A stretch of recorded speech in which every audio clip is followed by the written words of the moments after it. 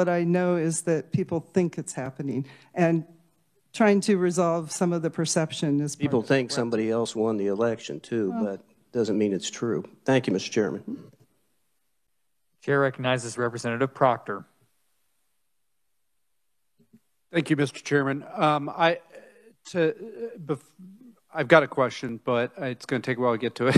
So the numbers that the previous speaker cited, I'm not sure where they come from, but in the written testimony, someone actually cites a number of only 5,487 ballots that were received during the period that would now be excluded by this bill. So I'm not exactly sure what those large numbers come from, but this one is footnoted based on the Secretary of State's numbers.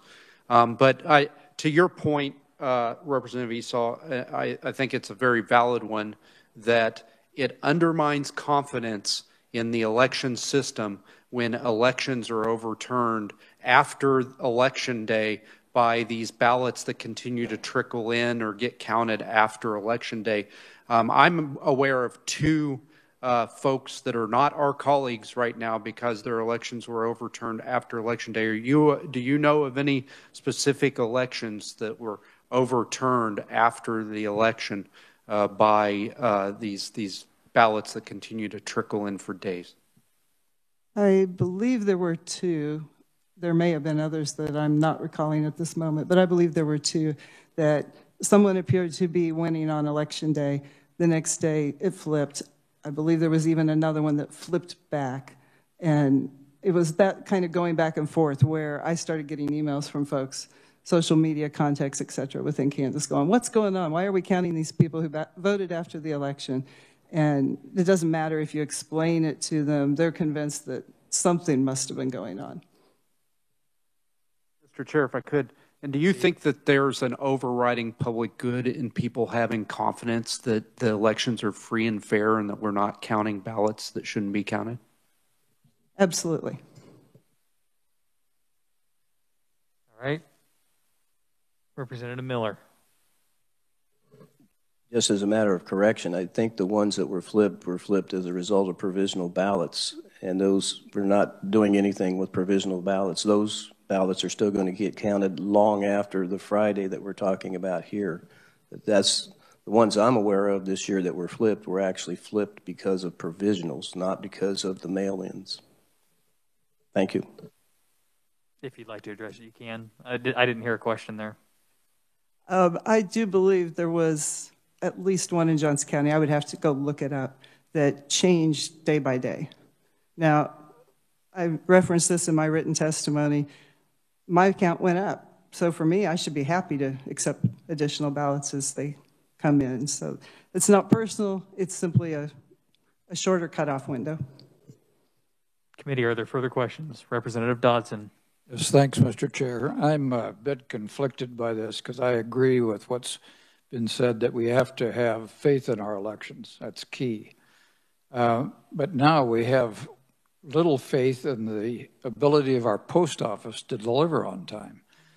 Did you give any consideration for having a different cutoff date for those who mail in? In other words, we're trying to deal with this span of time from when, if they stamp this the day of the election and it doesn't make it by the cutoff time, they're not going to be counted at 5 p.m. rather than midnight or some other time. Have we given any consideration for changing the cutoff at the beginning so that it has a reasonable chance of making it to the election committee that's counting these ballots by a time certain? I think I understand your question, and you're basically saying if you're going to mail your ballot in, that you have to have mailed it, say, by Saturday before the election or Friday before the election. No, I did not consider that, simply because I know there are a lot of people that go, where's my ballot? They're digging through their mail trying to find it, and they're willing to actually even drive that ballot to the election office or to their polling place on Election Day. So there's so many ways they still could turn it in, even if they can't trust the post office. So probably the thing we would have to do then is to educate the public. Don't mail your ballot late, which is the very thing the post office was telling everyone. They were given, I think, a week or 10 days saying, you need to get it in that soon. Thank you. Committee, are there further questions for the proponent? I'm seeing none.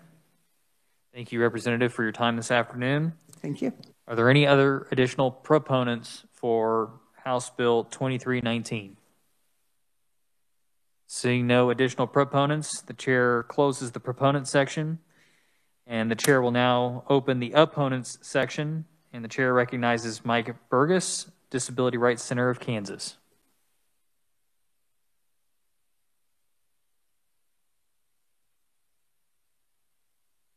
Welcome to committee. So I'm going to ask, since she's the closest one, is it okay if I remove my mask to speak, or can everybody hear me okay, I guess? Maybe that's it. Maybe it'll be unnecessary. Okay. Well, Mr. Chairman, thank you for the opportunity to appear today. We'll be very, very brief. Having previously, a number of years ago, been in your shoes, we met in a different committee room at that time, but certainly appreciate the importance of having safe and secure elections, while at the same time balancing the accessibility of elections. So I'm now currently the Director of Policy and Outreach at the Disability Rights Center of Kansas. I've been there for around 6 years now. And we're a nonprofit advocacy agency we provide no-cost, legally based advocacy services to individuals with disabilities. So most of our organizations are attorneys and advocates. Think of attorneys and paralegals who do provide direct casework. Part of our federal law that created us empowers us and requires us to do systemic advocacy around individuals with disabilities. So today, I'm here just to talk about how the nexus of this bill and its potential impact on individuals with disabilities. So obviously, a number of individuals with disabilities are on the permanent advance ballot, as well as there's a lot of other ones who just choose to vote by mail when they want to, or sometimes vote in person. So it's not, you can't necessarily just assume that everyone is in one camp or the other. It's an individual's right to disclose their disability or not. So, but the issue that we run into for those who advance vote, a number of them do advance vote by mail, and they would likely be more likely to not have their votes counted. And I think as some of the questions that I was able to hear earlier, the question about the mail is, as the USPS has closed mail sorting services, mail sorting centers. So you used to be able to just drop it in the mail and the next day it would be there and it would be at your spot. Well, nowadays, that mail ends up, driving a number of miles to be sorted, to be hauled right back so it can be delivered, a few buildings down in some cases. And unfortunately, that takes a lot more time than it used to. And that is my concern with this bill, or our concern as the Disability Rights Center. This would negatively impact individuals with disabilities. And so that's why we're here to oppose this change. And I'd be happy to stand for questions at the appropriate time, Mr. Chair. Thank you, sir. Committee, we will be holding the questions until after we hear from all the opponents. So if you could, just stick around. Thank you. Well, thank you. All right, next, the chair recognizes Michael Popa, Executive Director of the Mainstream Coalition. Good afternoon, Chair Barker and committee members, and thank you for the opportunity to appear virtually before you today. As you have a copy of our written testimony as well, my remarks will be brief as possible. The Mainstream Coalition opposes HB 2319, and we beg the question, why? There is no evidence that this bill is warranted. Even Secretary of State Schwab is on record stating that there was no instance of voter fraud in the 2020 Kansas elections. We're very concerned about the bill's inflexibility. It would prevent any court or elected official, including Secretary of State or county election officials whose job it is to oversee and carry out fair elections, from extending the deadline due to a natural disaster or any other emergency. And then frankly, it seems this bill is discriminatory by not providing advanced mail voters the same opportunity to have their voice counted as those who are able to vote in person. So simply put, HB 2319 is a solution, if you will, looking for a problem that does not exist. Representative Esau stated earlier that nobody wants to disqualify a qualified ballot. And I think we can all agree with that, but that's exactly what would happen if this passes. No matter the intent of this bill, it would disenfranchise, as we heard, thousands of Kansans and strip them of their rights to vote and have that vote counted. I urge you to oppose this bill and instead support legislation that increases equitable access to voting. Thanks for your time. Thank you, sir. Next, the chair recognizes Davis Hammett, Loud Light Civic Action Group. Hello. Thank you, Chairman Carpenter and members of the committee, for letting me speak on this bill. Obviously, there's three components to this, but I think the one we're going to hear the most about and focus on is the impact of reducing the time from 3 days to 1 day. We know that there's not only problems unique to the pandemic that have delayed mail, but this has been an ongoing problem. And also it's especially a problem in rural communities where mail can take longer. You know, if you're there, like Representative Esau, who proposed the bill, if you're there in Johnson County, you might have a much greater access to this than you would, you know, in a much smaller county where several of our counties have about 2,000 people. So that's a big concern about the equitable access and how this will disproportionately impact different people. I do want to comment on some of the things I heard. I think it was Representative Proctor. First off, I appreciate that you read the testimony and to point that out. How I got that number was based on the Secretary of State's advanced returned mail ballot list that they release every day around election time. However, I will say that there could be numbers discrepancies because we don't have final official numbers. And in fact, the state of Kansas still hasn't finalized all of its election data for the 2020 election. Still, some counties are finalizing voter credit. And I think that actually raises more caution about making such dramatic changes because we probably don't yet have a final number of really being able to even understand this impact. So while we know it's undoubtedly thousands of people would have had their votes thrown out if the regime created under this bill was in place, we don't really know that impact. And we should be extremely careful about changing laws when we don't really even understand what the change would mean yet. Of course, also removing the Secretary of State's discretion to handle different emergencies is concerning. You could think of things like tornadoes or floods that we talk about that could destroy a street. You could also think about a terror attack that its specific purpose was to try to prevent mail ballots from being returned. It's important that we have discretion so that, you know, y'all aren't called into an emergency special session to deal with a tiny county that had a specific problem that the Secretary of State could have addressed. And then also this bill, again, attempts to say that the courts cannot be a part of it. And I also have a concern around the encroachment of the separation of powers, which I voiced before on other bills. There are a couple of points that the proponent, Representative Esau, made that I want to address. First off, 24/7 drop boxes are not actually available in all counties. That can vary greatly depending on what county you're in. And as far as mail ballots being mailed out 3 weeks in advance, we had such a backlog this year. There were people that were getting their mail ballot that they had requested months in advance, and they were getting the mail ballot on election day. And then also, whenever we talk about the public's misunderstanding of elections, I actually think this is a great responsibility on all of us, and especially y'all as elected officials, that election day results have never, ever meant anything. We use them whenever they're a huge number in margin to say it's clear this person won, but they have never been final results. And as the Secretary of State could share with you, they don't even actually have to release those numbers. Theoretically, the state of Kansas could withhold the election results, you know, until the actual canvass.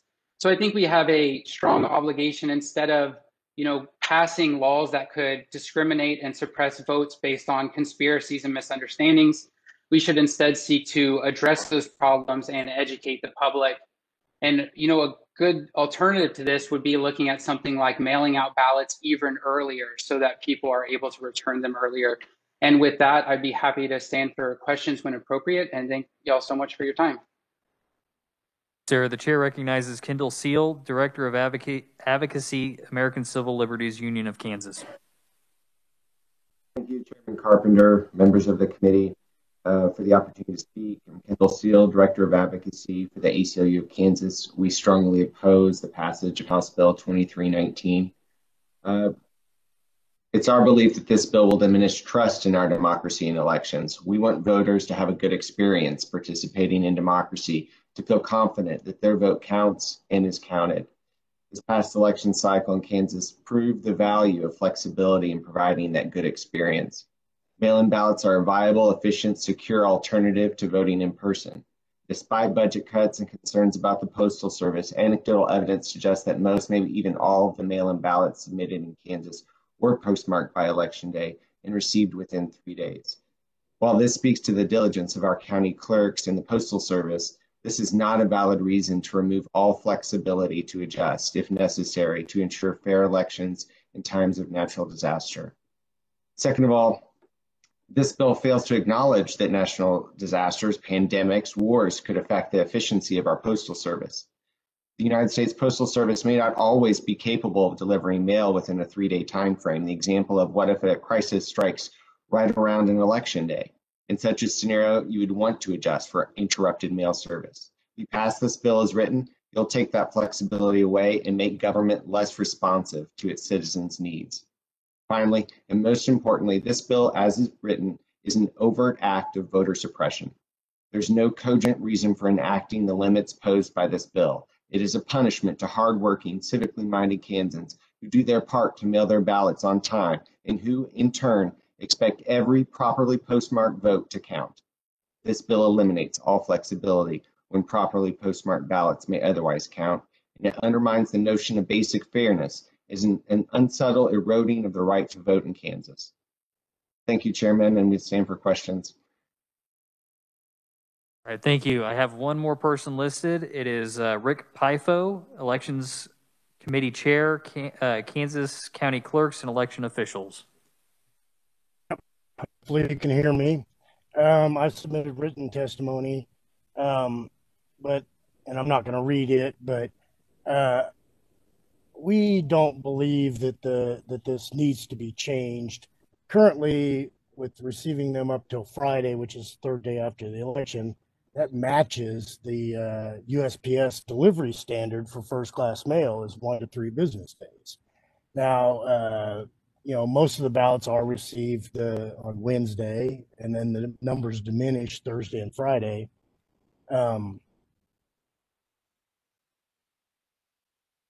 But moving this up to 5 p.m. Wednesday, it was mentioned that you could automatically assume if you get them on Wednesday that they were mailed before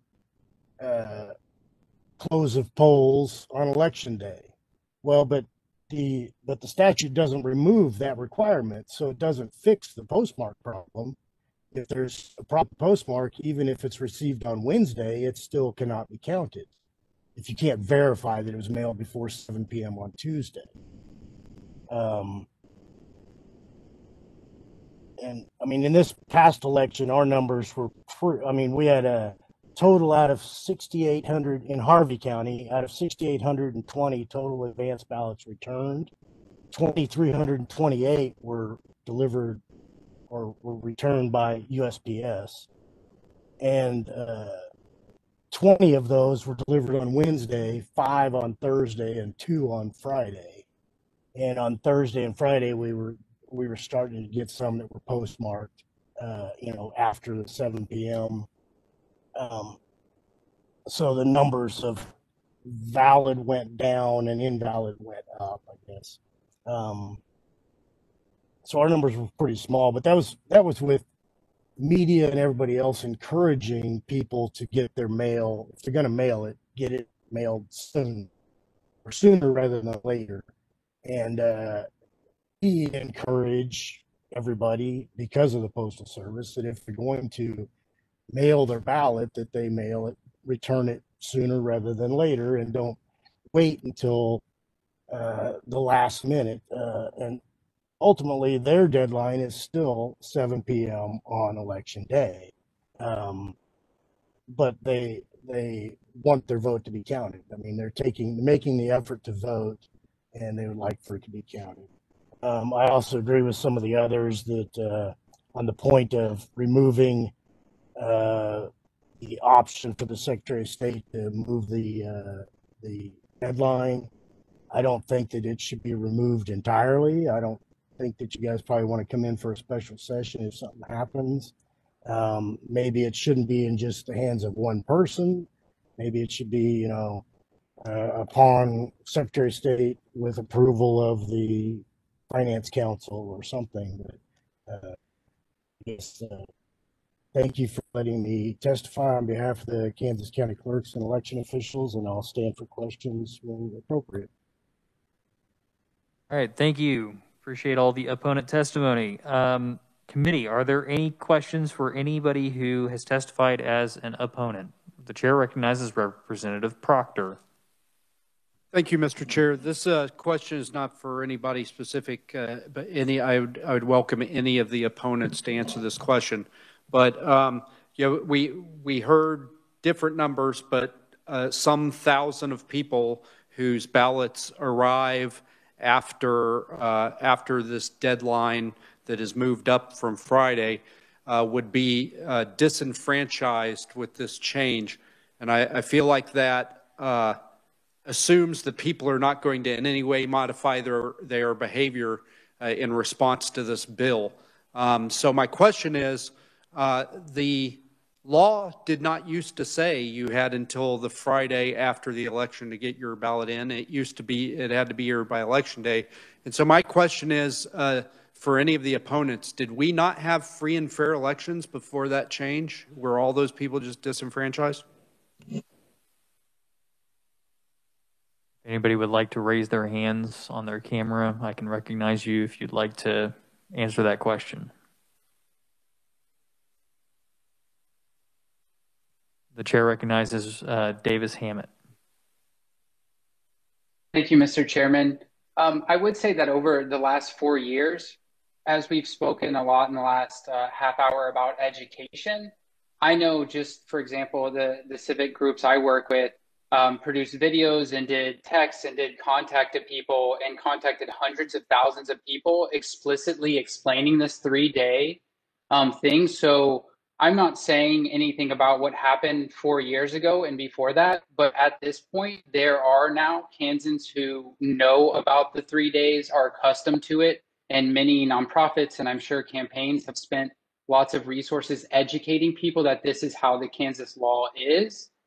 And so obviously that is the concern. And I think this is part of the Secretary of State's, whenever he plead with y'all not to change too much on the election law, is that people start to understand what the norm is. But most people, they're just living their life. They aren't like, oh, every year I expect all the election laws to change and to have to keep up with that. So I think that's a big concern. And also we did not have the same threats from delayed postal service as we had before. Committee, are there further questions for the opponents? The chair recognizes Representative Parker. Thank you, Mr. Chair. I have a couple quick questions for Mr. Pifo. Okay, I'm here. Thank you. First, can you say one more time, what's the role under which you're appearing as a conferee? All right, I am the Harvey County Clerk and Election Officer, but I'm appearing here on behalf of the Kansas County Clerks and Election Association. I'm the chair of their elections committee, which deals with elections legislation. And this is this testimony is based on our adopted platform. Thank you. And in that role and in the work with that organization, are you aware of any counties that counted ballots that were not postmarked or otherwise barcoded by the post office? I'm not aware of any. I mean, we even had a few situations here where it was difficult, even the next day on Wednesday, where you could tell that the post office was trying to do the right thing. Like, say the Walton, somebody took it to the Walton post office, which is a little bitty post office. You know they closed before 5 p.m., but they round stamped the envelope, and the round stamp doesn't have a time on it. Well, being it was not indicated when it was mailed, even though we knew it had to be mailed before 5 p.m. or before 7 p.m. on Tuesday, we were not able to count those. Thank you. Thank you, Mr. Chair. Committee, are there further questions? The chair recognizes Representative Smith. Thank you, Mr. Chair. Can anybody tell me what is the last day that the ballots are actually mailed to the house that the person is going to vote? What is the last day that they are mailed to the individual residents? Thank you, Representative, for the question. The chair recognizes Rick Pifo. The last day that they can apply for an advance ballot by mail is 1 week before the election. So effectively, we would mail those that day or the next day. It's just shy of 1 week at the last day that they're mailed out. And that was moved up from, it used to be the Friday before the election was the last day they could request it. But when this legislation was changed, backed up the last day to apply. Thank you. Recognizes Representative Proctor.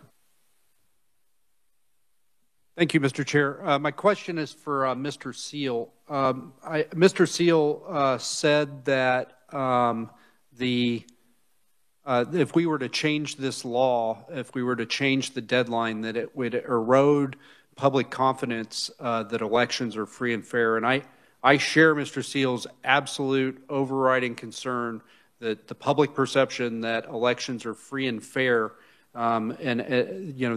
is really the overriding concern for all of us here on this committee. And so my question is, do you not think that an election result being overturned many, many days after Election Day erodes public confidence in the free fairness of our elections, as we heard from the proponent, that happened at least 2 times in this last election cycle in state house races?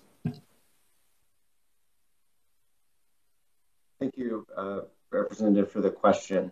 I think the important thing for all of us to keep in mind is that, we want every vote to count that's been mailed as of the election day. I think the trust that I'm speaking of is individual voters wanting the confidence to know that when they mark their ballot and they mail it in, that vote is going to be counted.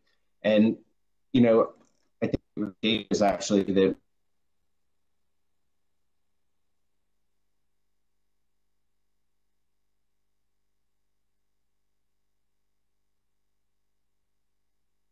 we seem to be having some technical difficulties. Stand by. Mr. Seal, are you still there? We cannot hear you any longer.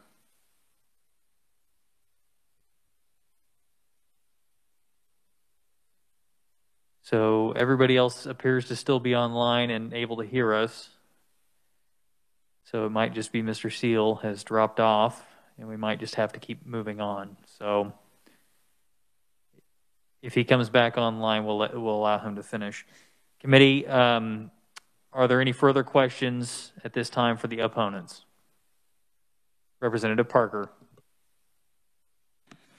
Thank you, Mr. Chair, for the second attempt here. I just wanted to, a comment has been made a couple of times about overturning elections, and I wondered if the election official that we have on as a conferee, Mr. Pifo, could speak to that. When more ballots come in and we count them, in your mind as an election official, have we overturned the result of the day before? I mean, I guess just give you an opportunity as an election official. How would you like, as we talk about educating the public, how would you like members of public to perceive that process as we get those updates day by day? Because to me, the idea of overturning them is actually using that sort of language itself is undermining confidence in the election. I agree.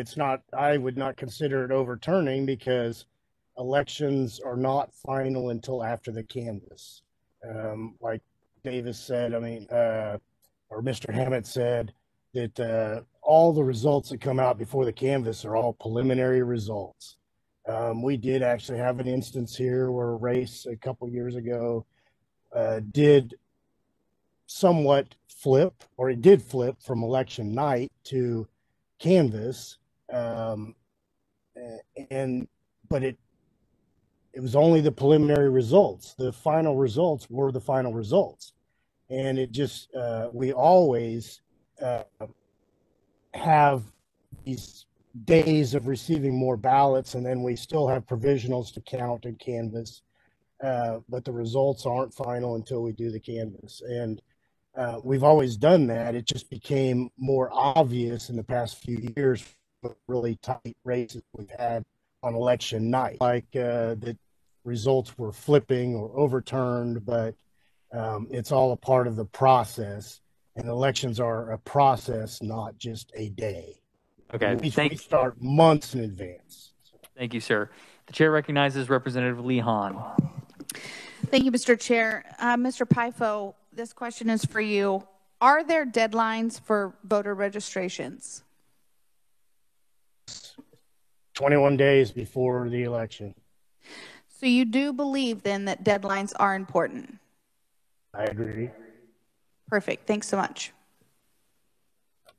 Committee, are there further questions for the opponents? Seeing none, thank you to all the opponents for coming to testify today on House Bill 2319. The chair now closes the opponents section of House Bill 2319. I will point the committee towards 3 written opponents' testimony, and you can go read that when you have time. The chair now will open up the neutral section of House Bill 2319. Are there any oral neutral neutrals? I'm not seeing any.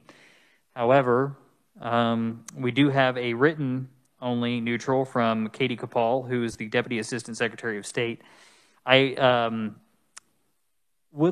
see that she's online, so I would like to go ahead and ask her some clarifying questions real quick that came up earlier in this discussion. Ms. Kapal, could you please verify for us what the Wednesday, Thursday, and Friday numbers were for the advanced ballots that came in after Election Day? Yes, sir, and we'd be happy to provide it to the committee secretary as well in writing. So Election Day was Tuesday, November 3rd. The first day following the election, which is Wednesday, November 4th, there were 17,224 advanced by mail ballots received in the state of Kansas to the local election offices. The following day, Thursday, November 5th, 2020, there were 10,790 advanced by mail ballots received. And the final day that those ballots could be received, which was Friday, November 6th, 2020, 4,353 advanced by mail ballots were received in the local election offices. Thank you, Ms. Kapal. Appreciate those numbers. Sure. Okay, so committee, I am not seeing any other neutrals at this time. So the chair now closes the neutral section of. All right, Representative Miller does have a question for Ms. Kapal. Ms. Kapal, would you also give the number of those that came in after that weren't counted? Oh, yes, sir. Thank you for bringing that to my attention. Approximately 400 advanced by mail ballots were received after the Friday deadline, statewide. Thank you, Mr. Chairman. Okay, the chair recognizes Representative Proctor. Thank you, Mr. Chair. Ms. Kapal, do you guys have any record, or could you hunt down any record of how many ballots you used to get in before we moved the deadline to Friday from Election Day? Mr. Chairman, if I may, could I get, I have a clarifying question. Are those received after the deadline in previous elections? Right. So the previous representative asked you how many showed up in the last election after Friday, after the deadline. I'm wondering how many used to show up before the deadline, before we moved it to Friday. My point being that people modify their behavior in response to the rules that we make here. Thank you. Yes, sir. We do believe we have that information. I'd be happy to provide it to the committee in writing. All right, so I do have a list going, just so everybody is aware of the order currently. I have Dodson, Parker, and Bourgeon. So the chair recognizes Representative Dodson. Thank you, Mr. Chair. It appears on a timeline basis with the post office that if you mark your ballot on the day or before of the election, that it has virtually no chance of making it to the elector's office at the county by the next day. Is that correct?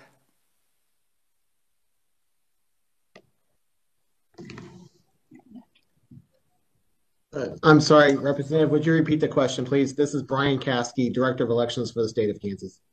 So if we submit or sign our ballot as of the date of the election when the polls close, put it in the mail, the expectation in the state of Kansas, given that our ballots have to, or the mail has to go to Kansas City first. Continue your question. That it has little chance of making it the day after the election. If the ballot has a postmark on or before 7 p.m. on Tuesday, for first-class standard mail, the the Postal Service regulations require that to be delivered in 2 to 5 business days currently. Those are Postal Service regulations. Thank you. Chair recognizes Representative Parker. Thank you, Mr. Chair, and Katie or Brian, whoever is appropriate for this one. I just wanted to repeat the question I asked Rick Pyfo earlier. As the Secretary of State's office, are you all aware of any counties that went ahead and counted mail ballots without postmarks or barcodes on them? I am not. I personally have talked about this issue with counties multiple times prior to both the 2020 primary election and the 2020 general election, as well as elections in 2018 and 2019. I am not aware of any county that did not follow the rules, and I personally talked about this with every county multiple times this year, or the last year. I appreciate that, Brian. The reason I asked is because I know you all have done such good work on trying to make things as uniform as possible about the counties, and I think that's frankly been one of the very best things in the past couple of years, just to make sure that we can have that confidence county by county. Thank you. Thank you. All right, committee, I'm going to limit this to the last question because we still have a bill that we have to work, and I would like to still try to get you guys out by 5 p.m. So the last person to ask a question on this will be, for the neutral or the Secretary of State's office, will be Representative Bourgeon. Thank you, Mr. Chairman. I wonder if the Secretary of State's office could tell us what the deadline is for county election officials to count provisional ballots, and also if there is a total number of provisional ballots that are counted after Election Day, and if so, how many? So on question 1, counties begin the process of actually counting provisional ballots at the meeting of the County Board of Canvassers when they certify the election results. So it's actually at that meeting when provisional ballots are, when the determination is made on whether to count or not count. The first day that counties can do that is the Monday after the election. The last day that counties can do that is the second Monday after the election. So counties have the option at any time during that time period to convene the County Board of Canvassers, review provisional ballots, include them in the total, and certify the election. And I'm sorry, Representative Bourgeon, what was your second question? Do we know how many provisional ballots were counted following Election Day, so after the election had happened? Approximately 65% of all provisional ballots were counted after the 2020 general election. Thank you. All right, thank you, committee. We are, the chair is now going to close the neutral section of House Bill 2319, and I am officially closing the hearing on 2319. The committee will now shift over to House Bill 2051. This is a bill that we were delaying until that we delayed until today, last Thursday. And so quickly, Mr. Heim, could you go ahead and give the committee a overview of 2051 again? Mr. Chairman, members of the committee, this bill deals with the appointment of a commissioner of insurance or state treasurer. Current law provides when there's a vacancy, the governor appoints. This bill would provide that the vacancy would be filled by basically a state party delegate convention of the party of the secretary or the commissioner of insurance or the state treasurer. That's the gist of the bill. All right, thank you, Revisor Heim. The chair now recognizes Representative Berquist. Chairman, I'd like to make a motion that we pass 2051 out as presented favorably for passage on the House floor. Okay, thank you, Representative. Do I have a second? I see a second from Representative Toplicker. Discussion Committee. Representative Parker. Thank you, Mr. Chair. Real quick, want to clarify, do we need to make that motion as amended? I believe we did amend the bill last time. Yes, as amended. Thank you. Did we amend it last time? That is correct.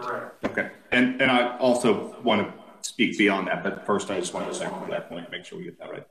Yes, you are correct, and we should hopefully have the most recent language, I think, in front of us.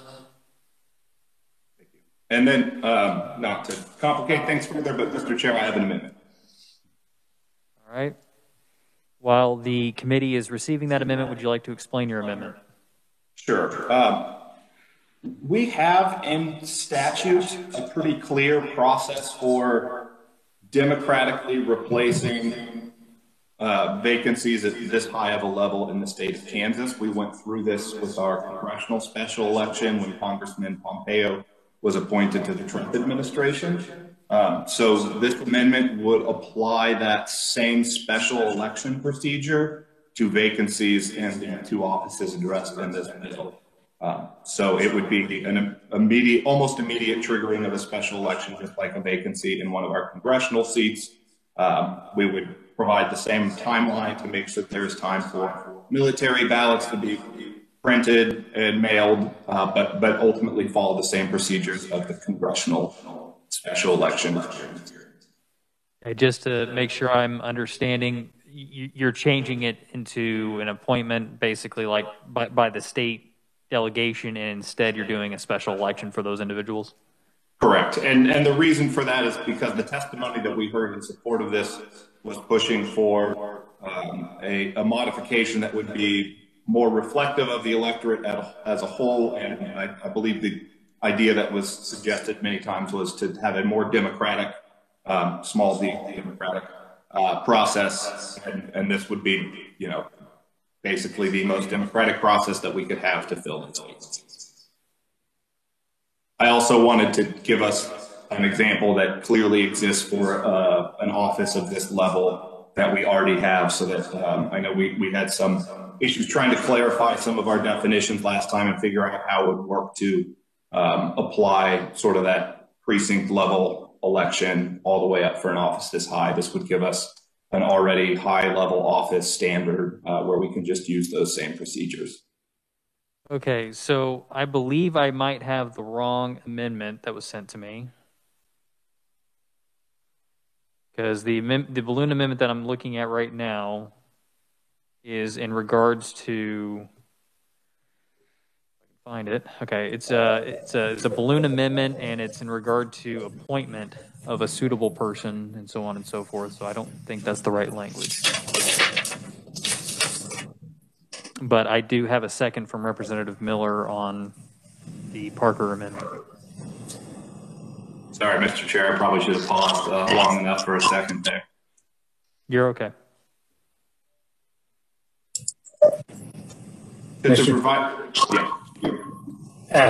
If the committee secretary could send out the substitute bill that I emailed her earlier today to the committee and the staff. That's what Representative Parker is referring to. Thank you, Revisor Heim. Dana, when you get a chance, please email that.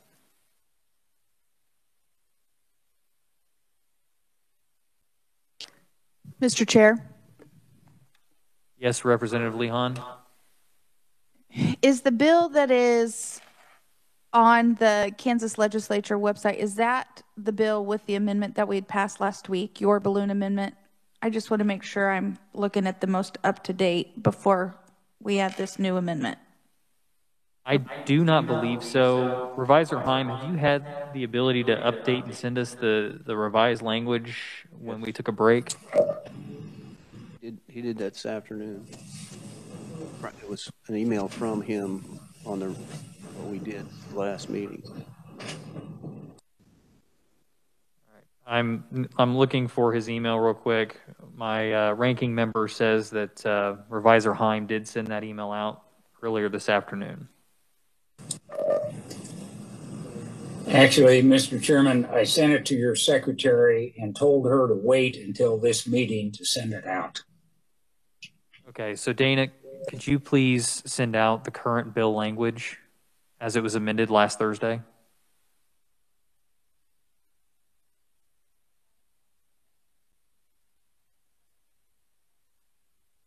So Reviser Heim, the committee assistant is saying that she only received 2 items from you, and both of those were in regard to the balloon amendment and Representative Parker's amendment. That's correct. Refresh my memory in terms of what the amendment was at the last meeting on Thursday. The amendment was regarding the majority vote requirement at one of these conventions, and additionally secret ballot language that like we see for precinct committee people currently. Let me look for that. I apologize for not having it at my finger.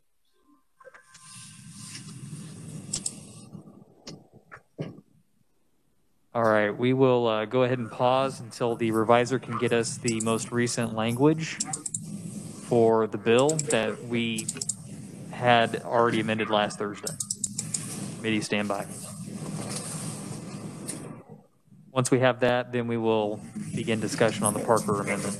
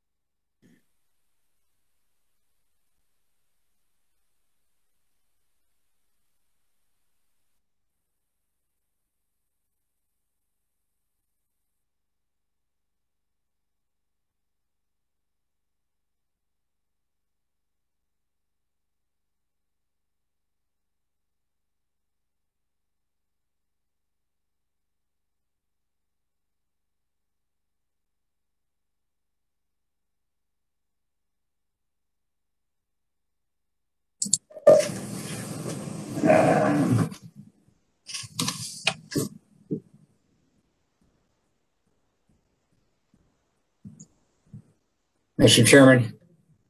Yes, Reviser. The balloon amendment that was adopted should be coming to your secretary here in just a minute. If she can forward it on to the committee again, I think be able to proceed. So it's the original balloon amendment that you sent Thursday, and we don't have an updated bill? The bill will not be updated until it's actually passed out of committee. Okay. So we will go ahead and wait then for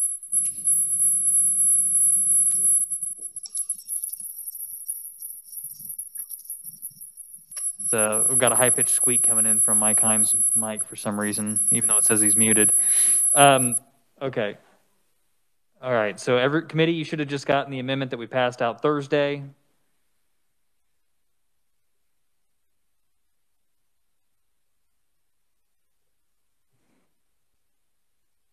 It's inserting a new section B. According to the revisor, the bill does not get updated until we pass it out of committee. So that is a refresher of what we've already added to the bill as amended. So I believe the vice chair made a motion to pass it out as amended. So this is what's already previously been amended into the bill. So with that, we are now on the Parker Amendment, which I'm getting it pulled up now.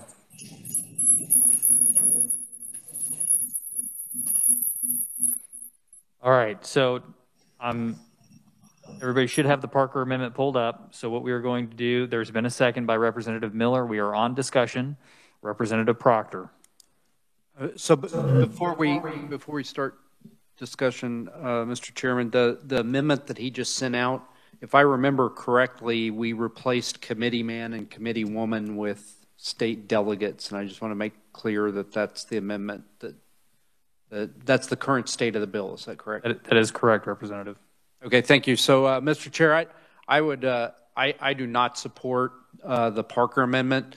I feel like you're creating a huge burden on the state to convene an entire special election. We don't have a fiscal note on this amendment that Representative Parker's proposed, but I think that it would be a huge cost, whereas the bill as it currently stands with state delegates, it costs the state nothing. It's run by the party. And so I rise in opposition to this amendment. Further discussion on the Parker Amendment. The chair recognizes Representative Toplicker. Thank you, Mr. Chairman. My question is, in Representative Parker's amendment, does it call for a timeline where if it happens before half the term is up? I can't, for some reason, I can't get it pulled up in front of me, but the question is there like a timeline where if it's over half the term, then there's an appointment, but if it's before half of the term is up, then it's if it's before, it's an appointment. If it's after, it's or before it's an election, you get the point. Sorry. I think I understand your question. I may defer to the revisor on some of the specifics of this, but the intent is that almost no matter when it occurs that we would go ahead and have the special election. Now, once you get into the year of the actual election, that gets you start running up against the actual election. I believe the language is that if it's leading into that primary election, then we go along with the normal year of election. But again, I want to defer to the revisor on that. We've been working on this for about a week and a half here, but I got it yesterday and I'm going over the details with you. But my understanding with the way that it works on the congressional statute is that until it gets pretty close to that actual election at the end of the term, it would trigger it. Revisor Heim, could you speak to what that timeline looks like? I will allow the revisor to weigh in on this question, but in the future, please make sure that it's acceptable. Thank you. I believe Representative Parker stated it correctly. All right, thank you, revisor. All right, committee, further debate on the Parker Amendment. I am not seeing any further debate. Representative Parker, you may close. Thank you, Mr. Chair, and apologize for that. I would just close in summarizing this. If the aim is to make this process more democratic, this is as democratic as we can make it. I don't think it will be a large burden to the state, as hopefully we aren't having too many vacancies in these offices moving forward to begin with. But if we want to improve upon the democratic nature of the current process, I think this is ultimately the way to go. We have a tried and tested system. We're not reinventing the wheel here. We've done this for other vacancies. I think if we're going to adjust the way that we treat these vacancies, we should go with the system that we have and that we know works and gives all voters of Kansas a chance to participate. And with that, I would move my amendment. Thank you, Representative. Real quick, before we go to the vote, I would like the committee secretary to please mark in the minutes that Representative Bishop is not in the Capitol building and is unable to vote on these issues today. But she is tuned in. She is here, but she's ineligible to vote. With that, committee, all those who are in favor of the Parker Amendment, please raise your right hand and keep them in the air.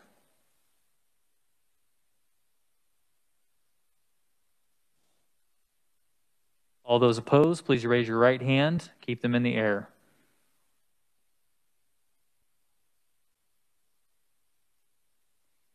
All right, by my count, the vote is 2-8.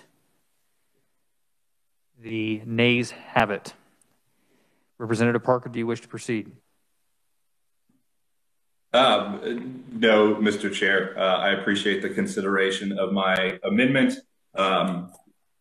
With the failure of that, I prefer the current statute to the bill as it stands. Thank you, Mr. Chair. Thank you, Representative. Is there further discussion on this bill? Seeing none. Representative Berquist, would you like to close? Thank you, Mr. Chair. I close. Committee, all those in favor of House Bill 2051 as amended, please raise your right hand and keep it in the air.